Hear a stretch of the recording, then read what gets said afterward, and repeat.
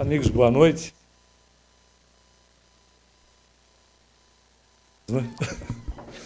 A Lívia falou tão bem para mim que eu fiquei até impressionado comigo mesmo.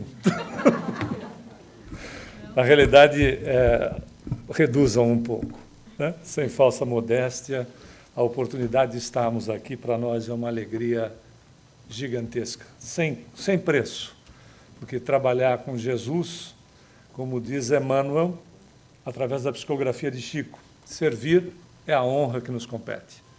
Então, estar em serviço já é uma honra para todos nós. Quando nós estamos aqui à frente ou estamos sentados aí, porque a única diferença que existe desse que está aqui com você que está aí é que eu estou em pé. Né? Porque o estudo é para todos nós. E o expositor fala primeiro para ele, até porque a boca dele está mais próxima do próprio ouvido. Não é fato? E, então, as lições não são daqui para aí, são para todos nós, para as nossas reflexões e as propostas de mudança à medida das nossas possibilidades. Nós trouxemos para o nosso estudo de hoje o assunto palingenesia, questão de justiça. Palingenesia, o sinônimo desta palavra é reencarnação. Antes de falar de re, nós vamos falar de de. Estamos trazendo um livro novo. Temos aí outros títulos, mas este é lançado há um mês atrás, e o título Por que Partir Assim? Se trata de uma obra onde Geraldo Campos Espírito, através da psicografia, eu só tenho 4 livros escritos pessoalmente, os outros todos são psicografados. Geraldo Campos, através da psicografia, vai trazer-nos notícias de um grupo de jovens que trabalham no resgate de suicidas. Então, há criaturas que estão na condição já do suicídio, já se encontram desencarnados, mas por vezes presos nas situações, nos problemas, por vezes até no próprio corpo. Essa equipe vai resgatar essas criaturas, porque nós sabemos muito bem que a questão do suicídio, claro que vale a pena lembrar que ele é narrado de uma maneira com bastante caridade, com aspectos caritativos, para que não nos choque pura e simplesmente, mas para que nós sejamos informados. E que suicídio é sair do poço e pular do precipício. Ou seja, nós não desencarnamos.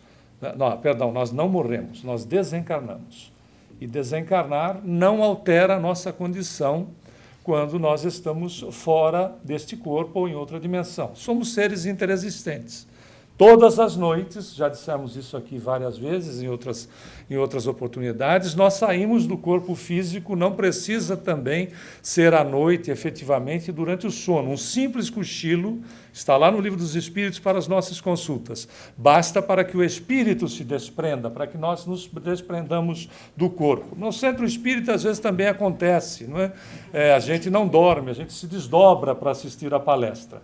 E quando ronca é porque o desdobramento é profundo. Então, aí, o fato é que essa saída do corpo, somos criaturas interexistentes. Nós interagimos na dimensão espiritual e no estado de vigília interagimos nesta nossa dimensão.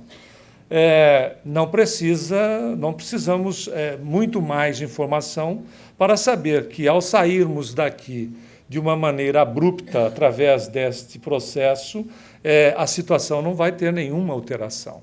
O que só se complica mais ainda é a questão de como sair. Sair todos nós vamos, até porque nós vamos voltar. Isso faz parte do processo evolutivo do ser. Nós temos, durante certo período, 3 fatalidades, se podemos chamar assim. Uma delas, da qual nós nunca escaparemos, é a fatalidade evolutiva de que nós seremos bons. Ponto, isso é indiscutível. É genética divina. Por mais que nós fiquemos prorrogando, fazendo isso, fazendo aquilo, essa é a finalidade da evolução da criatura. E durante certo período, a condição da metodologia educativa funciona com o processo reencarnacionista e desencarnacionista, que não está atrelado à religião, não está atrelado à crença, não está atrelado à condição de que eu não aceito. Como é metodologia evolutiva, ela vai acontecer. Vai acontecer, ou seja, nós vamos desencarnar, como vamos reencarnar. E depois de certo período, que não é um período único, né, para todos, não existe uma quantidade fixa, nós não precisaremos mais desse recurso, mas a fatalidade evolutiva na condição da bondade vai atuar. Muito bem, nós vamos fazer, em relação à reencarnação, uma passagem histórica, breve, claro, a respeito da onde vem, porque nós temos, às vezes, encontrado pessoas que estão dizendo que reencarnação é sinônimo de espiritismo, que absolutamente não tem nada a ver em relação à questão. Claro, é a base, é uma das bases da doutrina, mas não efetivamente surge com o espiritismo. Reencarnação nós já encontramos de há 4 a 6 mil anos antes de Cristo. Estamos falando em algo quase há 8 mil anos atrás, que nós encontramos nas informações de imortalidade da alma e pluralidade das existências entre os Vedas, que quer dizer sabedoria. Na realidade, nós estamos falando de 8 mil anos atrás. Algo semelhante no hinduísmo, brahmanismo, semelhante em matéria de tempo também, de 4 mil a 6 mil anos atrás, antes de Cristo, perdão, ou há 8 mil anos atrás, nós temos as mesmas bases no hinduísmo e no brahmanismo. Também Krishna, que vai renovar as teorias dos Vedas, há 3.200 e poucos anos antes de Cristo, ou seja, há mais de 5 mil anos da nossa era, vai nos trazer informações a respeito. Ele ensinava que o corpo é o envoltório da alma que aí faz a sua morada, sendo uma coisa finita. Porém, a alma que o habita é invisível, imponderável e eterna. E também encontramos, não é, o diálogo entre Krishna e Arjuna no Bhagavad Gita, que ele diz para Arjuna: como quem muda de roupa, abandona as roupas velhas, a alma aceita um novo corpo, descartando o corpo inútil. Veja que são informações de há muito.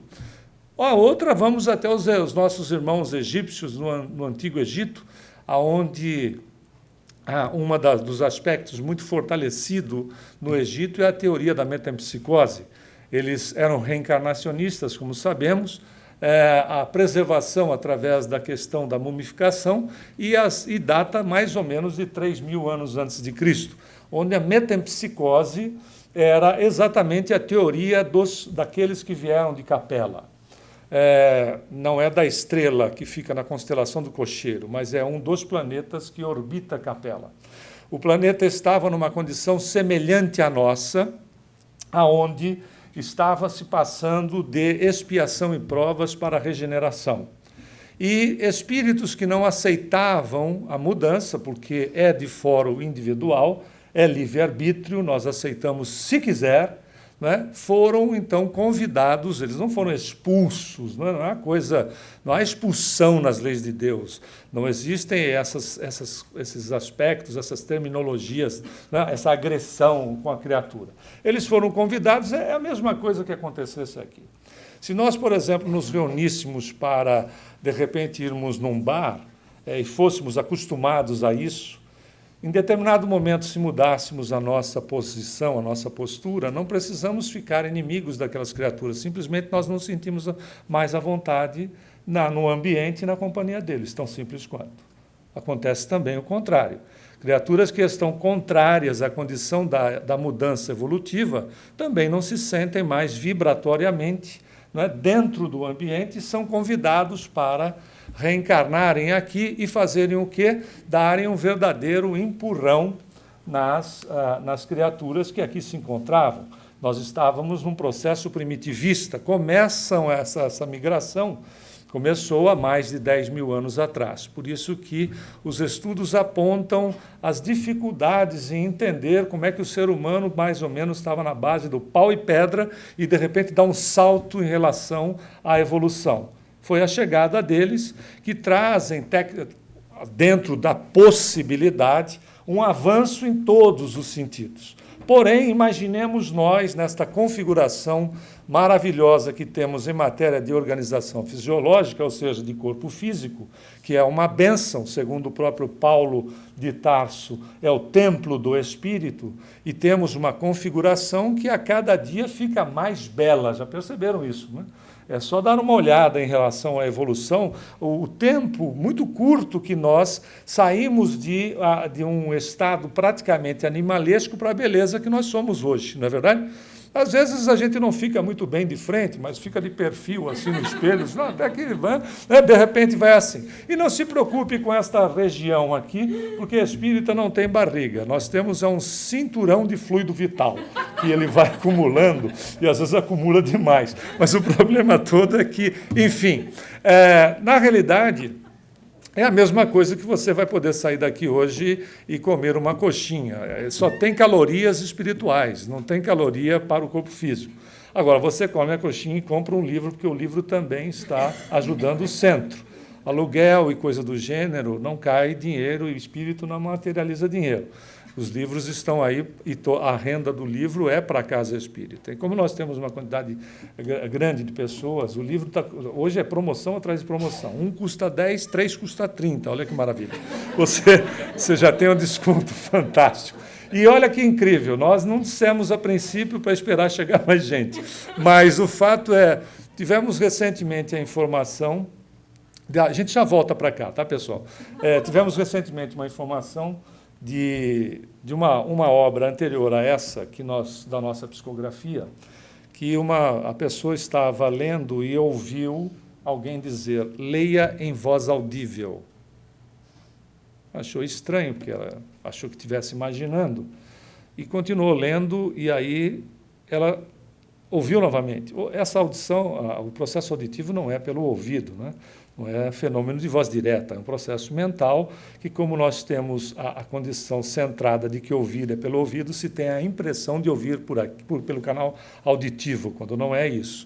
É um processo puramente mental. Aí ela teve a impressão de ouvir novamente. Neste caso, eu preciso que você leia em voz audível, porque quem está comigo não entende que está desencarnado e precisa ouvir o que você está lendo. Aí ela ficou impressionada. Era uma senhora, ela ficou impressionada, ela estava no quarto dela, ela fechou o livro, colocou na mesinha de cabeceira e foi para a sala. Não é? Se acontecer com você hoje à noite, vá para a sala. Acenda a luz, né? Faz alguma coisa. Aí, o menino dela, de 4 anos de idade, apareceu na sala e disse, mamãe, aqui o livro para a senhora continuar lendo. E eu disse, o que você fez? Ela disse, eu li o livro todo, inteiro, em voz audível. Se você não comprar o livro hoje, o cara vai lá te visitar, perguntar por que é que você não comprou o livro. Bom, depois desse marketing agressivo, se você não fizer nada, vai ser uma brincadeira. Vamos voltar aqui para a situação. Imaginemos nós saímos dessa maravilha, né? Essa conquista fantástica, nós começamos a ter essa condição de sorrir há 80 mil anos atrás. Olha que beleza. Conquistas fantásticas do ser, né? Saímos daqui e vamos para um planeta primitivo. Quando os capelinos aqui, as primeiras levas aqui chegaram, encontraram a organização primitiva e eles achavam que essa é a teoria da metempsicose, que as criaturas que não fossem boas regrediriam, coisa impossível de acontecer, mas é como eles viam, não é? A corporificação grotesca e esse corpo que nós temos agora. Imagina, nós vamos para uma condição, né, quase que gutural. Naturalmente, é um impacto e achavam, então, que a criatura irritadiça, se fosse homem, reencarnaria como um leão. Se fosse uma mulher, reencarnaria como uma leoa. O indivíduo pouco afeito à higiene, homem seria um porco, a mulher seria uma porca, e assim sucessivamente. Isso seriam os castigos. Você imagina o que teria de cascavel no mundo, né? Por causa da língua. Né? Que André Luiz, graças a Deus, disse que apesar de ser um músculo, a gente não ganha, ela não aumenta à medida que nós utilizamos ela, né? Como Deus é bom. Mas o fato é que daqui de 3.000 anos antes de Cristo, nós vamos para Moisés. a 1200 anos antes de Cristo, que ele vai falar sobre punição até na terceira e quarta geração. Na época de Moisés, você não chegava a conhecer a terceira e a quarta, né, avô e bisavô, porque no final das contas se desencarnava muito cedo. Em 1910, na Alemanha, país de primeiro mundo, em 1910, antes do primeiro conflito mundial, que é de 14 a 18, então não é considerado a Primeira Guerra, as pessoas viviam em média 30 anos de idade. No Brasil, em 1950, quando o IBGE começa a acompanhar a faixa etária do brasileiro, no Brasil, em 1950, se desencarnava com 45 anos de idade. Esse que vos fala estaria fazendo essa palestra materializado, porque já teria desencarnado há 15 anos atrás. Né? Olha que impressionante. 45 anos de idade, a criatura estava envelhecida para desencarnar. Olha a beleza que nós conquistamos em curtíssimo espaço de tempo. Então, na terceira e na quarta, significava dizer o quê? Você seria neto de você mesmo ou bisneto de você mesmo.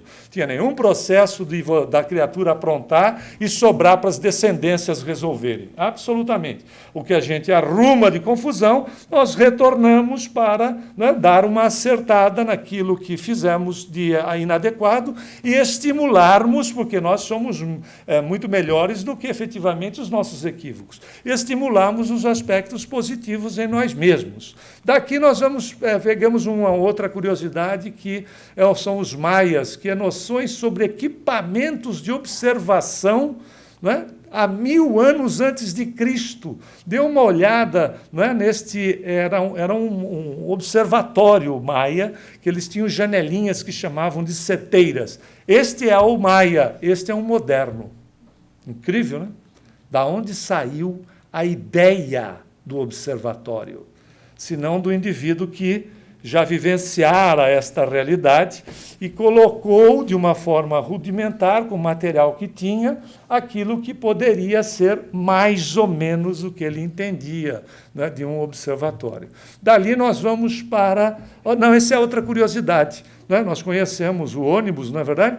E foi encontrado nas escavações, olha que coisa interessante, uma carruagem dos deuses. Se o indivíduo fazia a premonição, vai ser bom de premonição lá na época dos maias. Né? Porque olha que incrível, né? O design do ônibus e o design da carruagem dos deuses há mais de 1000 anos antes de Cristo.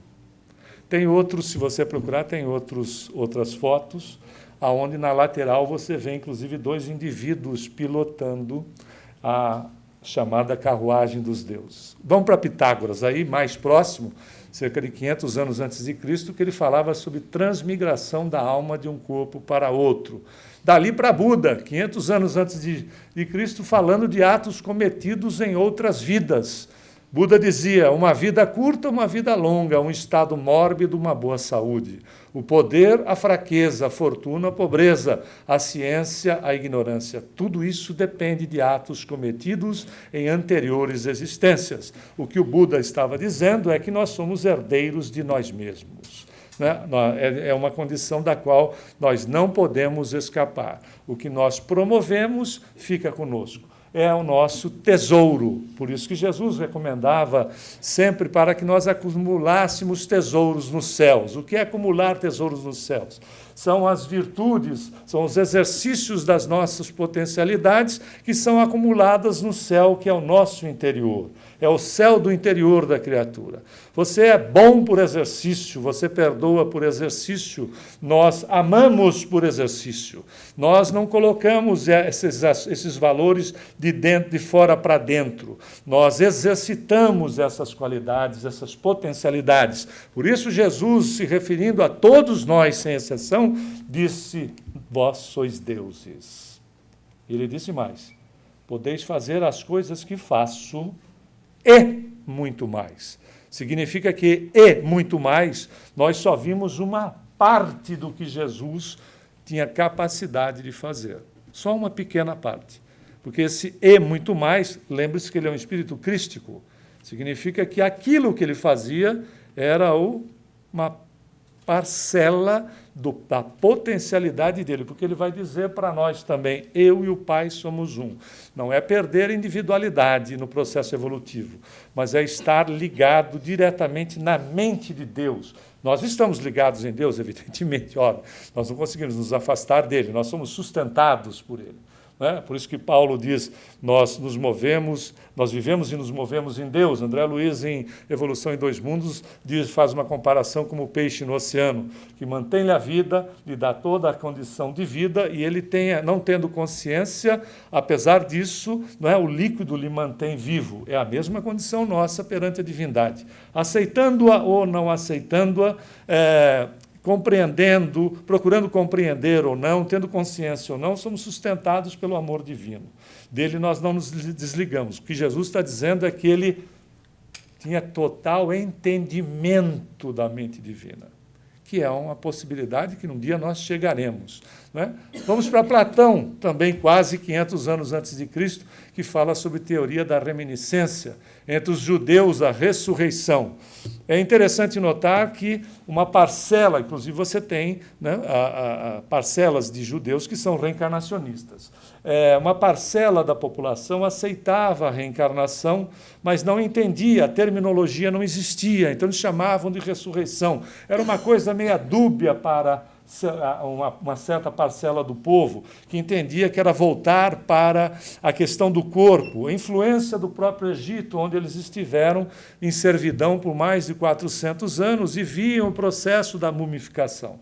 Lembre-se que quando Moisés tira os hebreus do Egito, ele tira um povo ignorante, não é? Um povo necessitado de tudo, porque eles eram escravos. O escravo era tratado como um animal, às vezes até pior do que o animal. O que servia para os escravos, então, ou para o povo em geral, era o politeísmo, ou seja, vários deuses. Crenças completamente voltadas para a manutenção da ignorância, do desconhecimento, enquanto a casta nobre era monoteísta, na crença de um único Deus, com atividades em separado do povo. Imagina, então, para o escravo. Ele tira essas criaturas de lá e vai ter que dar bases, inclusive higiênicas, como religiosas, para que o indivíduo fizesse o mínimo. Lavar a mão, por exemplo, né? Fazer a circuncisão, que já não vem do Egito, mas era prática no Egito, mas vem antes do Egito, na Mesopotâmia, que os indivíduos cortavam a pele que cobre a glande do pênis do homem, porque as pessoas não tomavam banho. E aí infectavam as esposas, né? Infectavam as moças. Eram medidas higiênicas que eram atreladas aos aspectos religiosos, porque o povo tinha completo desconhecimento. Tanto é que a história do próprio banho, Tiago, irmão de Jesus e apóstolo também, um dos fundadores, junto com Pedro, Paulo e outros da Casa do Caminho, ele era judeu ortodoxo. Ele não tomava banho nunca. Nem aos sábados. Nunca. E Jesus, você não vê Jesus falando com o irmão dele assim, tá bravo, hein, Tiago? Pelo amor de Deus. Nunca. Tem que amar muito, não é verdade? Imagina você sair desta condição evolutiva e ir para um planeta onde as criaturas sequer, nós estamos falando da gente, sequer têm noção de higiene.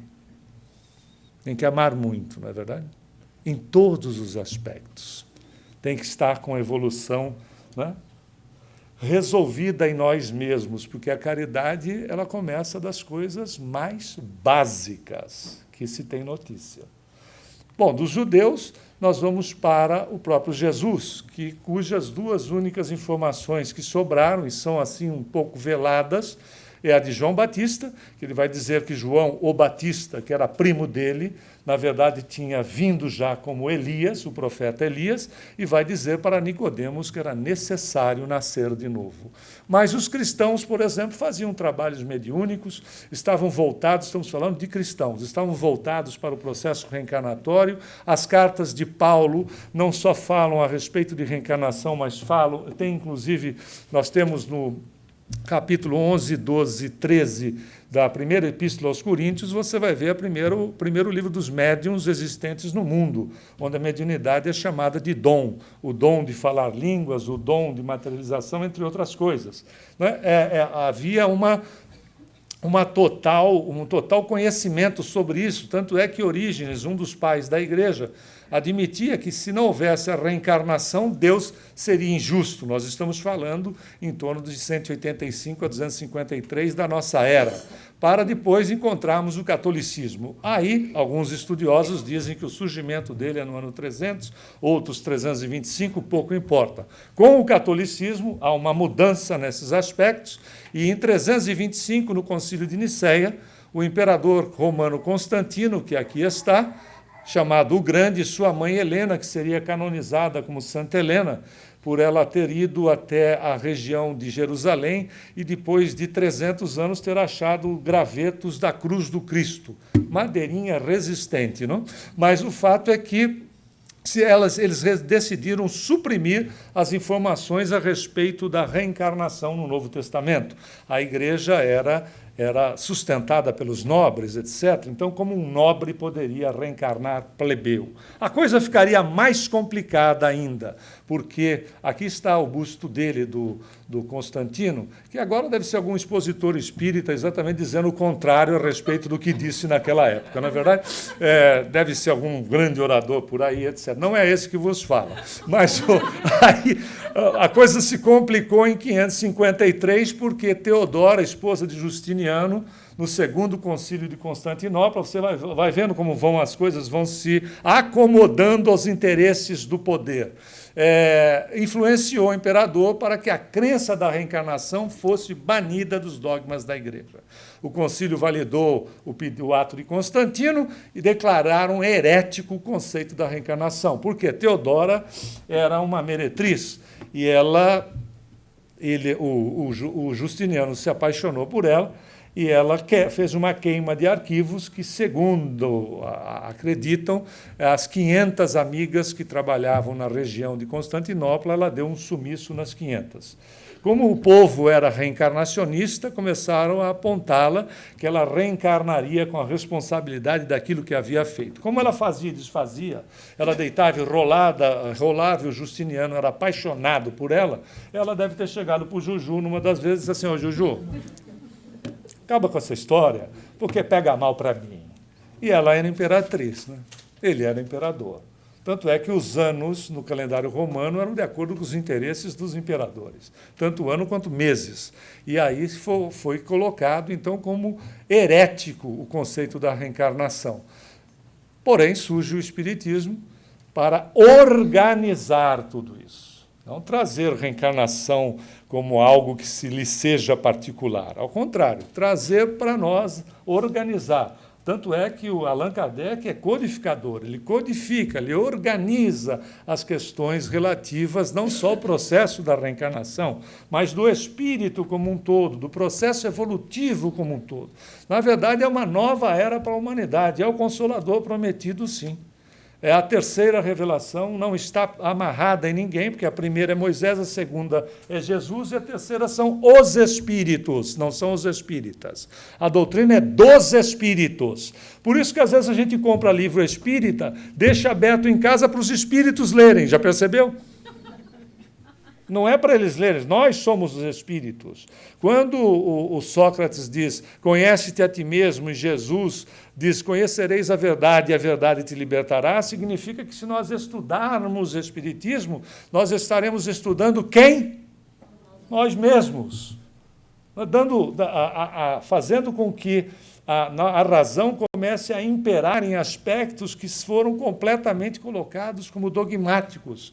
E, em paralelo, independente da questão espiritualista, espírita ou qualquer outra, nós encontramos hoje cientistas, psiquiatras, médicos, né, com suas pesquisas demonstrando a continuidade da vida do espírito e a pluralidade das existências. Alguns já desencarnados, mas nós temos aqui Ian Stevenson, o Joseph Bank Rhines, já desencarnado, reencarnado, que foi, inclusive, o criador, né, chamado assim de criador da parapsicologia, a Edith Fiore, Raymond Moody, Brian Weiss, etc., que quebraram barreiras em relação a esses aspectos da reencarnação, tratando a reencarnação como uma metodologia, com metodologia científica, mostrando a lógica dela, independente da questão de crença, da questão de religiosa, etc. Porque, na verdade, como dissemos a princípio, é uma metodologia evolutiva.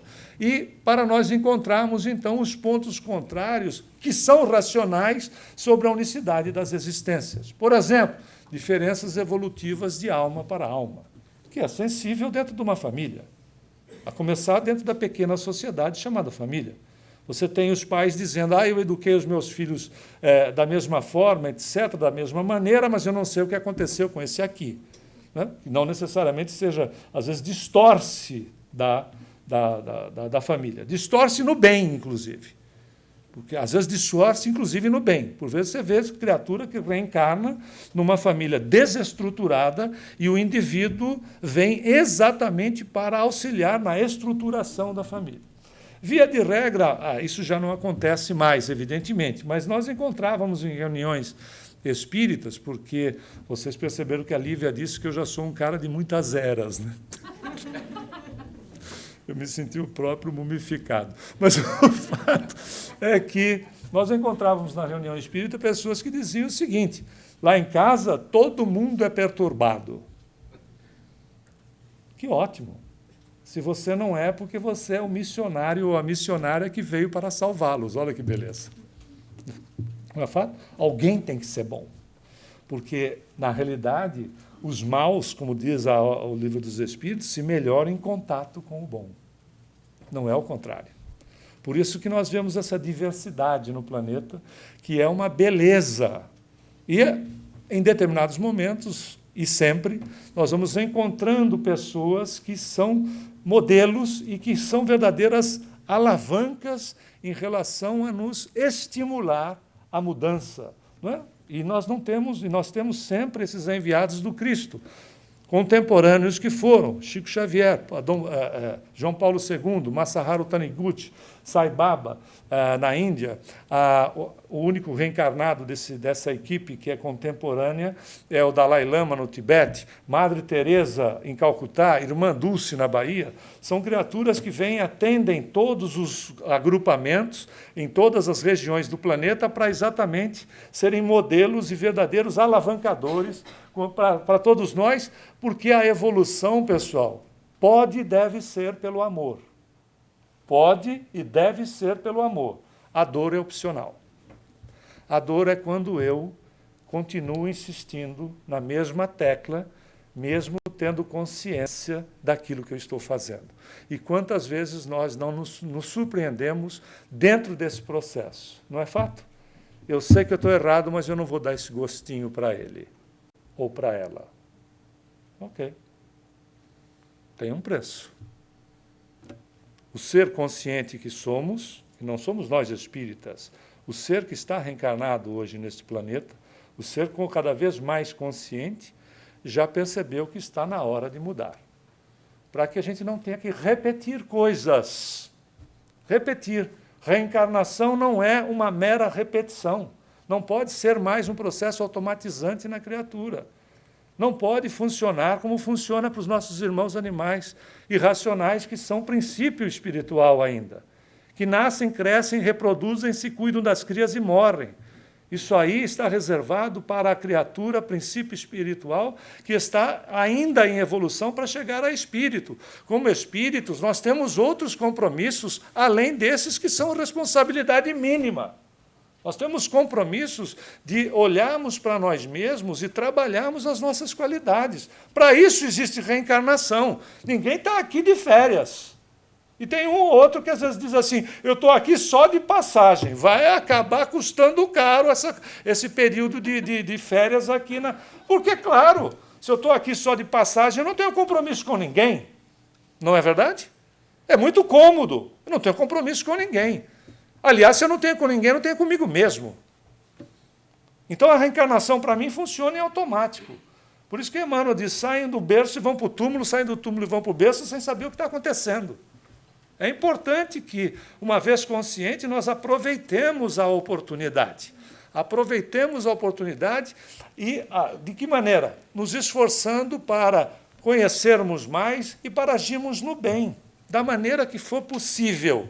Outros aspectos, né, diante do quadro, tendências, como é que se pode perceber criaturas que trazem tendências em relação a profissões, posturas, situações, sejam essas ou aquelas, né?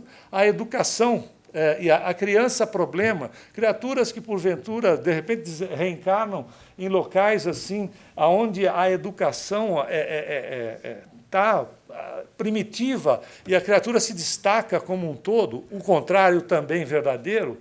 Todos esses aspectos nós precisamos considerar. De onde vem isso? Não é? A tendência, por exemplo, claro, as tendências elas podem ser montadas a partir dessa existência, não nos iludamos. Mas, por vezes, a gente já traz, não é? De outras reencarnações. Tem uma que eu gosto de repetir sempre. O espírita não fala mal da vida alheia, ele só diz as verdades. Ou então ele faz análises aprofundadas a respeito da vida do semelhante, que é uma coisa muito mais, não é, sofisticada. Às vezes a gente chega, se nós chegamos e percebemos que aquilo já vem, apesar da educação dos pais terem minimizado, se tem uma ponta e nós percebemos isso, é mandatório para cada um, evidentemente, desde que queira, fazer uma mudança. Ou procurar o exercício para minimizar aquilo que já se percebeu em nós mesmos. E olha que é importante frisar, diz Emmanuel, que quando nós percebemos um problema em nós, nós já evoluímos. Por quê? Porque saiu do automático e foi para o racional. Isso é importantíssimo para a autovalorização. Quando nós percebemos um aspecto em nós que seja desagradável, nós já evoluímos. Porque já passou para a racionalidade. Aí precisa-se fazer a substituição de hábito. Outros aspectos, crianças superdotadas em relação a outras que são medíocres. Ideias inatas ou intuitivas. Selvagens e homens civilizados. Riqueza e miséria. Mortes prematuras, sem qualquer explicação. Saúde e doença. Defeitos físicos ou problemas da natureza, como um Stephen Hawking, que é um gênio, mas não tem mobilidade alguma, da onde uma criatura dessa possa manter a genialidade que é, no conhecimento que tem, inclusive está na cadeira de Newton, a cadeira mais importante da física, e, no entanto, é uma pessoa que está completamente aprisionada no próprio corpo. Criaturas más que despontam mais em certas situações e pessoas honestas que, por vezes, vivem frustradas. Todos esses aspectos vão nos mostrar qual é a finalidade da reencarnação. A resposta de número 167 do Livro dos Espíritos: expiação, melhoramento progressivo da humanidade. Sem isso, onde estaria a justiça? Então, reencarnação, sem sombra de dúvida, é questão de justiça sobre todos os aspectos. A finalidade, como vimos e repetimos, é expiar as faltas, ser provado, melhorar a moral da humanidade, o progresso a ser implantado no planeta e por aí vai. E a quantidade de reencarnações não é idêntica, como dissemos a princípio, para todos. Alguns avançam mais rápido e a reencarnação vai explicar, sem sombra de dúvida, os aleijões, os doentes, os miseráveis, os famintos. Acaba a figura do Deus de Moisés, que era cobrador, tirano imperfeito. Substitui-se o olho por olho. E, naturalmente, são oferecidas novas chances aos que falharam. Se nós já temos a consciência a respeito disso, não dá mais para nós repetirmos as mesmas falhas. Claro, nós vamos dizer, mas é um hábito. Sim, é verdade. Mas, uma vez consciente, é necessário começar a exercitar para substituí-lo. É a proposta.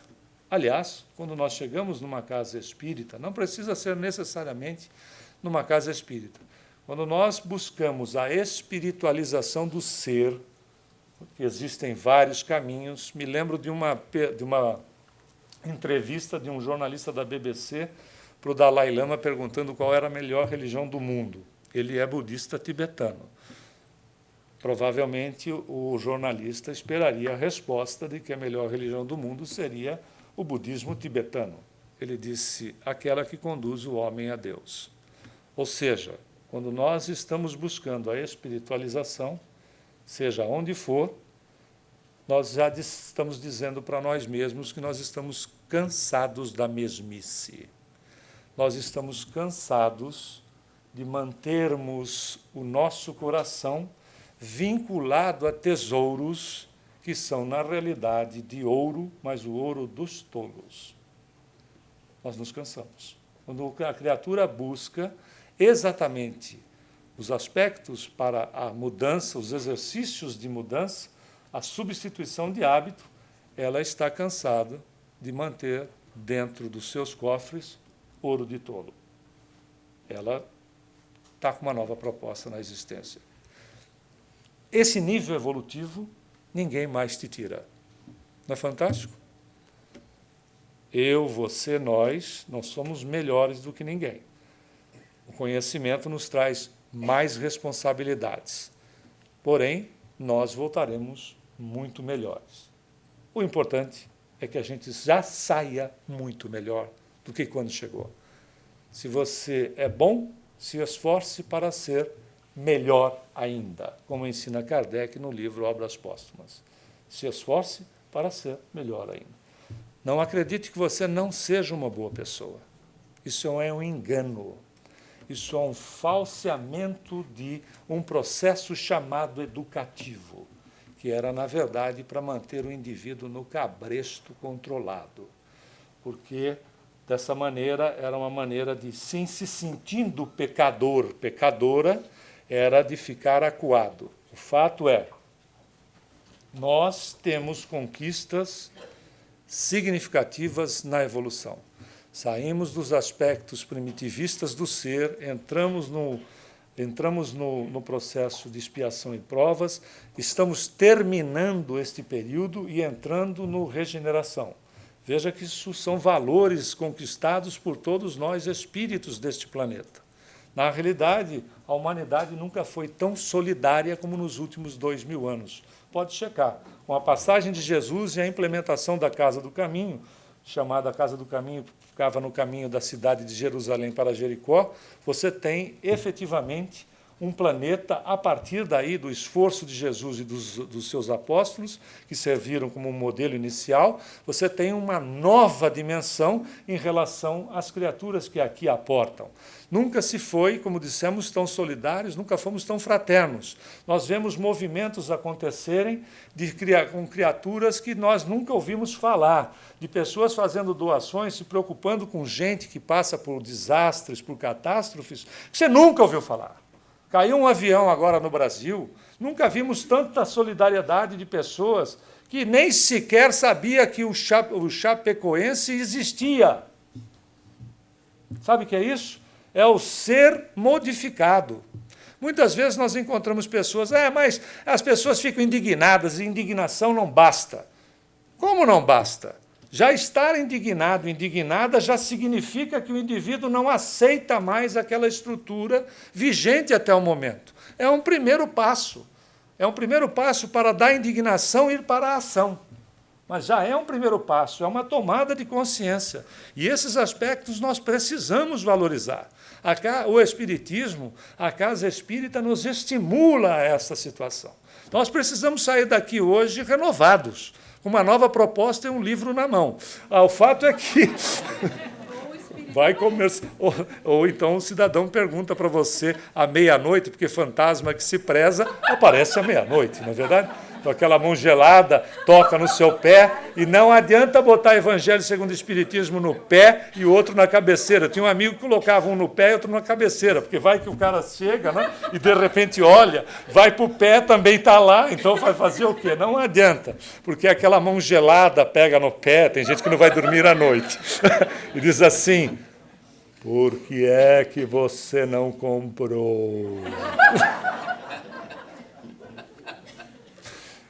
Eu avisei. E continuando, todos tendem à perfeição, nos mínimos atos. E é pela reencarnação que Deus permite que nós lutemos para consegui-la.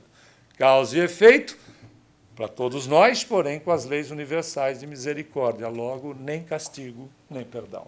Porque quem te ama não te castiga, e quem te ama em absoluto não precisa te perdoar. Por quê? Porque as leis são de amor. Quem é que faz o trabalho consciente de ajustar? Nós mesmos. Dentro da nossa conscientização, à medida que nos conscientizamos, vamos reparando as situações, vamos refazendo as situações, vamos nos melhorando. Então, não existe receio da divindade. O Senhor nos ama, ponto. Ele, dentro do seu amor, os aspectos que nós vamos fazer de justiça em nós mesmos está respondido na pergunta de número 621 do Livro dos Espíritos, que quando Kardec questiona aonde estão inseridas as leis de Deus. A resposta curta e objetiva dos Espíritos diz: na consciência. Todos nós temos na consciência gravadas as leis divinas do Senhor. À medida que vamos nos conscientizando, elas surgem e nós vamos trabalhando as necessidades de refazermos aspectos ou continuarmos estimulando os outros que são positivos, que na realidade é a verdade de cada um de nós. Muita paz.